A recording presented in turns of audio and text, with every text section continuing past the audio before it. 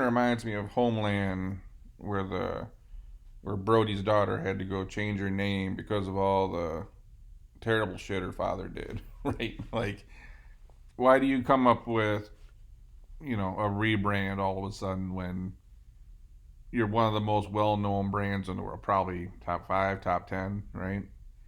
Everybody knows Facebook. Why would you switch up and potentially lose some brand equity unless you made some major mistakes? They got to see something coming down the pipeline. I've talked about this before. It's on a long enough timeline. All these tech companies are going to get it. They got Microsoft at some point.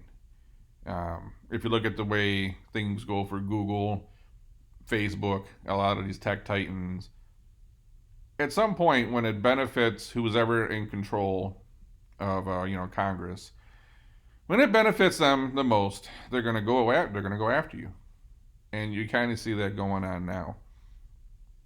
You're going to find out more and more how bad social media is for us. I don't think the country's a better place. I don't think the world's a better place at the moment because of it. Obviously, I use it, um, but I've seen the effects that it has on people. It doesn't look great. I don't even use Facebook, for example. I don't have Twitter. I got a pretty large Instagram account. I had a pretty big Twitter account. I just deleted the Twitter account. I didn't care how many followers I had. I just felt like there was too much negativity, and I didn't see any value for me personally on Facebook. I know a lot of people benefit from it, it's just not for me. I put a lot of my writings out on Instagram, and that's been pretty good. And I'm now starting to use YouTube more. But it's when a company rebrands, they're in some deep shit, and they're a big enough and smart enough company to probably see what's coming down the pipeline, and they're gonna get out ahead of it and try to bury this and rebrand and create a new name. It's those people that are there's people that move to different places because they're seeking the best opportunity, and there's those people that are always moving to different areas because they're running away from something. They want to go create a new life for themselves. They want to leave the past behind. They want to go to a place where nobody knows them and the things they've done and who they are. I mean, that's what you do when you're a company and something bad happens. You rebrand. You try to come back, and not that they have anything to come back from. It's just they're going to be a political target from here on out, and I think all the tech companies are because you're going to get more votes that way. There is some bad shit going on. At some point, you're going to probably see. I keep saying, like, at some point, again, on a long enough timeline, Section 230 that allows these places to kind of exist the way they do, it's either going to get obliterated or changed, and it's going to change the entire game of social media at that point. I mean, even just posting anything on the internet. And it makes you wonder, it's like, are they planning for the future here? Are they going to try to pivot? Maybe they're clairvoyant and they just know that it's time to switch up. But never a good thing. It's a good thing when someone rebrands, right? If you're an old, outdated brand and you're operating with like a 1970s mentality and you want to modernize, you understand a rebrand then. Change a name, change a logo, change a slogan, new products, new services. You understand that. Why is one of the biggest brands in the world to say, hey, we're going to rebrand? Well, I don't know. Couldn't happen to have anything to do with like the recent whistleblower and stuff in the media and reports on social media, how the effects of social media. It's I have to go check their stock out today and see what the world thinks of the rebrand. It's one of those things that we might not even be talking about Facebook in 10 years. There's something new and cool might come out. They might get broken up. They might take a beating. There might be some other information leaked. Again, do you feel like the world's better with or without Facebook is the question.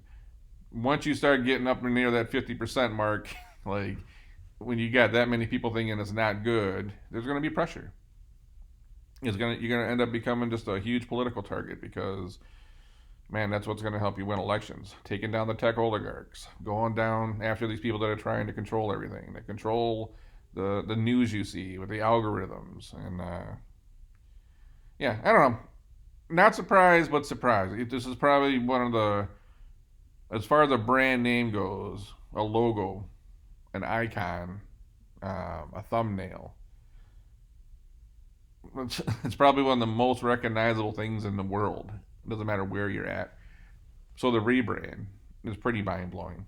Um, Curious to hear your thoughts on that. Why do you think they're changing it? What do you think they're hiding from? What do you think they're trying to bury? Do you think they're trying to be an ambidextrous organization where they're trying to be, the old way and the new way at the same time? Are they trying to pivot? What are they trying to pivot to? Where do you think they're going to be in 5 years? Drop a comment and let me know. I just, when I see a rebrand without, a real reason other than you're in some shit, it reminds me of that person that's running. Again, it reminds me of Homeland, where the daughter had to change her name because it's trying to hide something, trying to bury the past. And I don't, they could, change their name to a symbol like Prince did. And I don't think anyone's going to forget the things that Facebook did, right? Maybe a smart play from a strategic standpoint. Maybe they don't have a lot of plays. Maybe this is all they can do. Let's see, what are they going to do? They can't just go start a brand new social platform. Shit ain't that easy. Anyone remember Google Places that didn't do shit? It's like you're kind of stuck right now. All they could probably do is a rebrand. But, the stuff that came out wasn't that bad. It wasn't good. Like, the data about what it does to, teenagers and society as a whole is not great. The whistleblower thing didn't feel whistleblower, like, it didn't seem that big to me. There was a movie, I can't remember what it was. I think it was like what the big tobacco companies, like whistleblower, and just like people chasing the dude and shit. Like, that's when I think like whistleblower. There's a bomb about to be dropped, some really big. I just didn't feel like this was what came out was like just shock and awe type of shit. Which makes me think there's something bigger coming.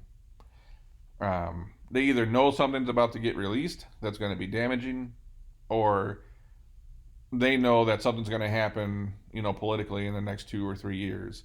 They might be scared that the 22 elections come in 2022, and the Democrats lose. The Republicans are going to come for them. If they still got the White House. But, the Republicans end up taking over 2022 and 2024. Maybe they're planning for that. Maybe they think that's going to happen, or they think there's, risk profile. They think there's a chance of that. So they're going to try to get their shit in order. But I think it doesn't matter. I think the Democrats and Republicans are coming for them at this point. So I don't know. I just don't know if the whistleblower thing was that big. It was something, but it wasn't like sink the company or do a rebrand of one of the most well-known brands in the world. I just don't know if it was that big. And even the report on like Instagram and social media about teenagers, it was big, but it wasn't, rebrand our entire company big. And I just don't see them pivoting that much for it to be that big. My thought is they're preparing for something that they either know about or they're anticipating. What do you think that is? Drop a comment and let me know. Till then, I'm going to catch you on the next one.